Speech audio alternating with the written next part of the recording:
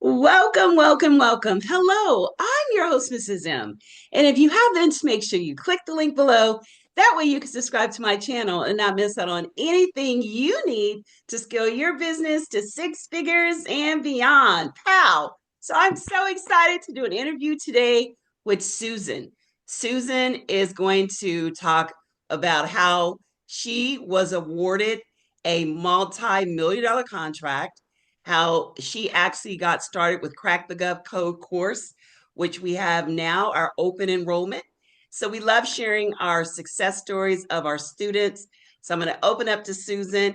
Susan, so glad to have you here. So, Susan, tell me a little bit first about how you ended up finding us as a Crack the GovCode course. Hi, Ms. M. Thank you for giving me this opportunity to share my story.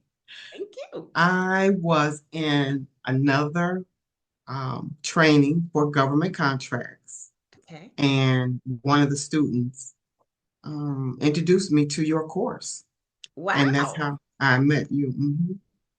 Great, great, great. So they were a Crack the Gov Code student, I guess, as well, and mentioned that there was a government course that I guess they gave some great compliments for you to want to find out about us. Yes, they did. They did. Good, They felt real very good. comfortable with this because they did the same thing I have done, is went online with other courses and had no success. Great, Susan. Well, I'm so excited. So, what I'd love for you to tell us in a short story format, an interview type style, Mhm. of the fact that you actually won a multi-million dollar or awarded a multi-million dollar contract.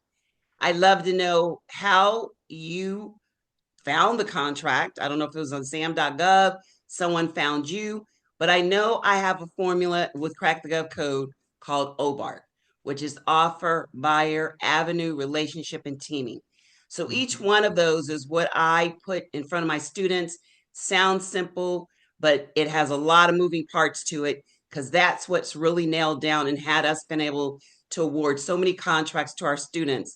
And we focus on a time frame between like 2 weeks to 90 days, where the average person wins between 18 and 36 months. So could you tell us, Susan, what happened?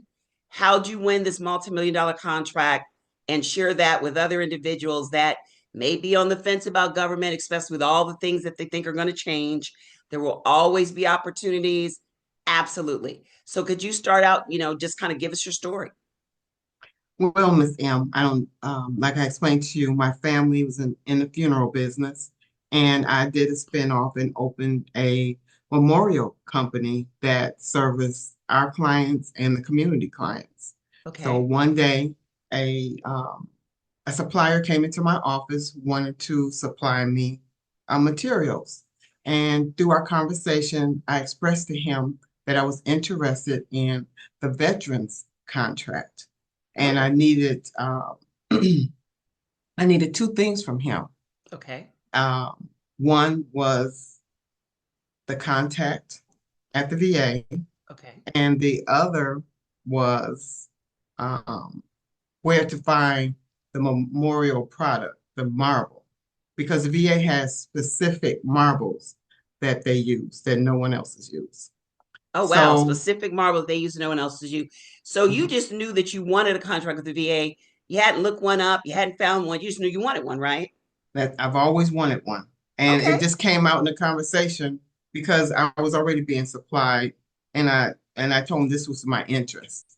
Okay. I didn't know that at the end of our conversation that a couple of days later he came back with two very important things. He came back with the suppliers. He not only one quarry, he came back with two quarries Okay. that supplied the veterans. And then he came back with the contract officer's name. But it wasn't just any contract officer name. He came back with the head contract officer that manages all of the cemeteries. Now, I know you're very familiar with the VA, but you might not be familiar with the cemeteries. Right.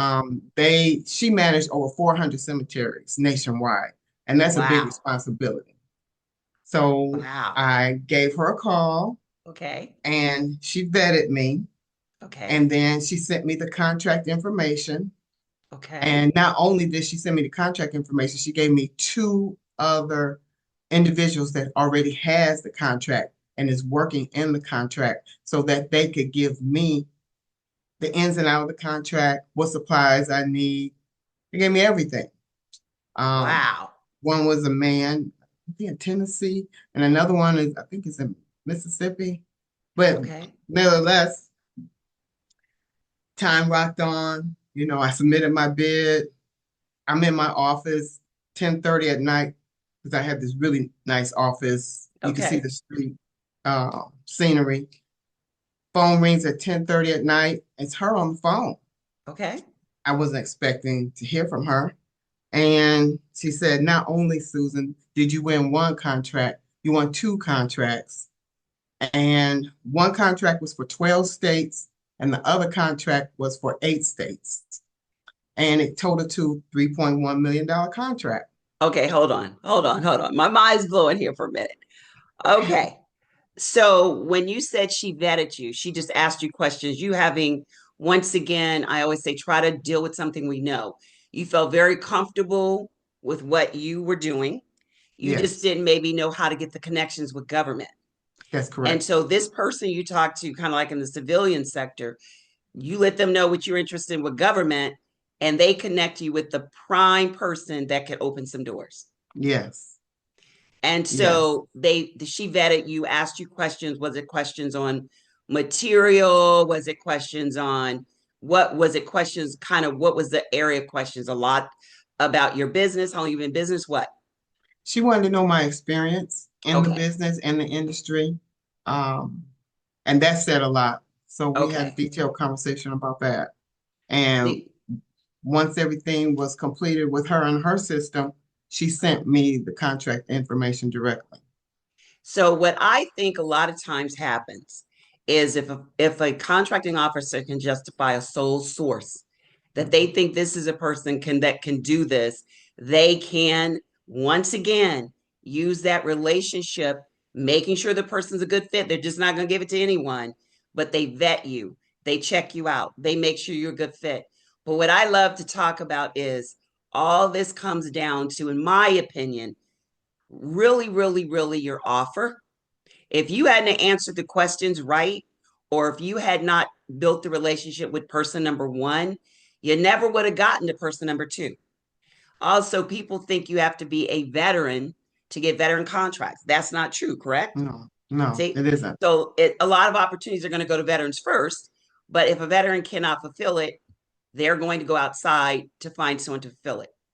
The third thing is that's amazing is this person took the time to call you up, vet you, find out your experience, and then call you back and let you know that. So you actually filled out the did you have to bid?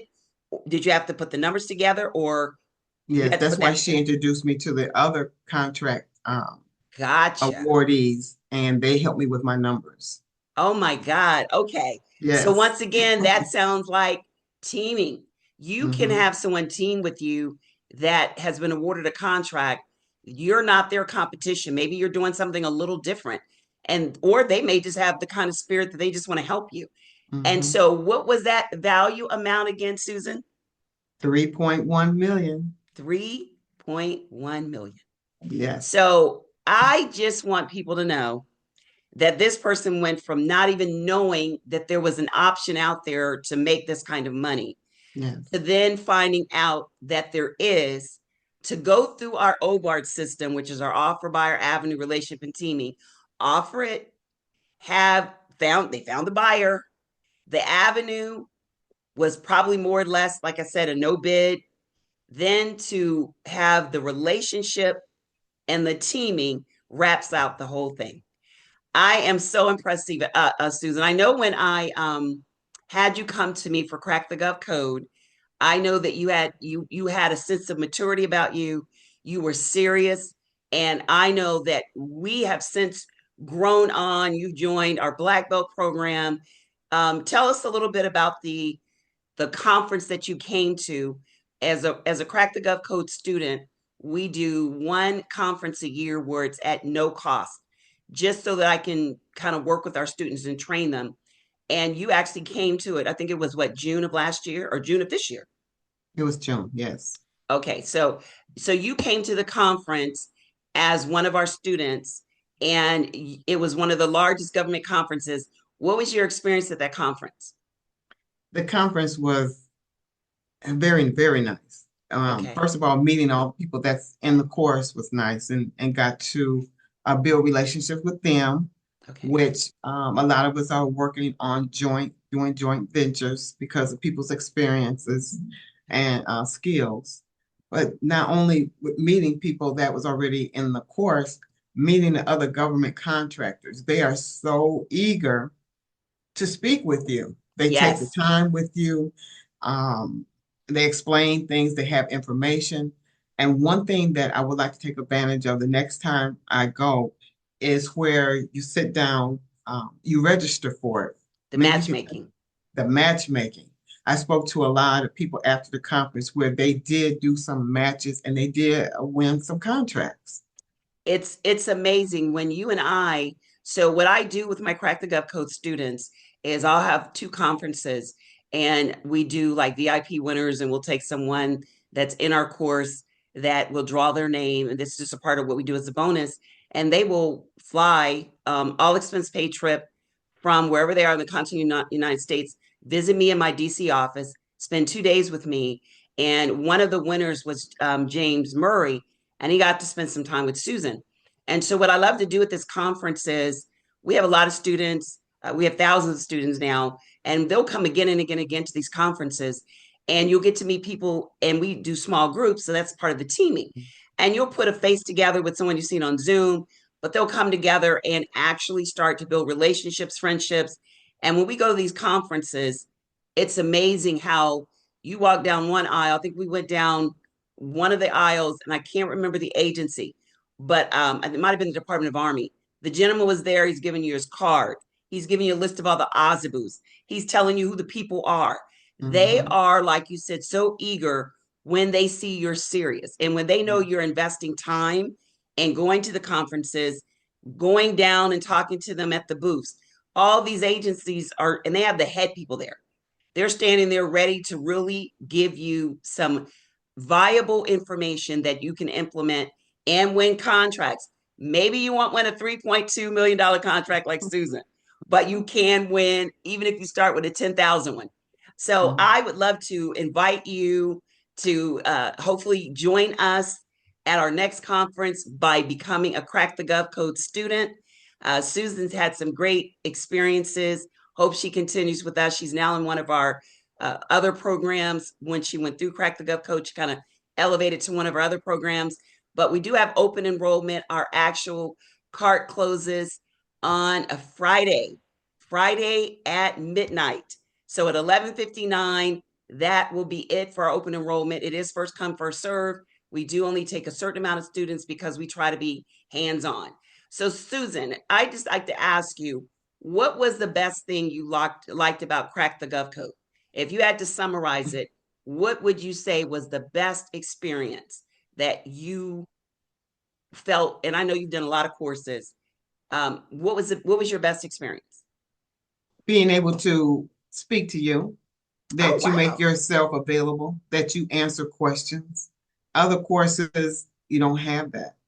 You don't have the Zooms. We don't have the one-on-one conference calls on the phone.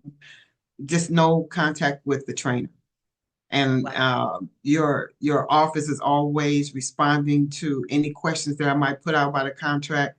They they give us a ticket and they're back with us 24 hours. If you want to do something, if you want to find out, you can find out here. So, Well, thank you so much, Susan. Well, thank you so much.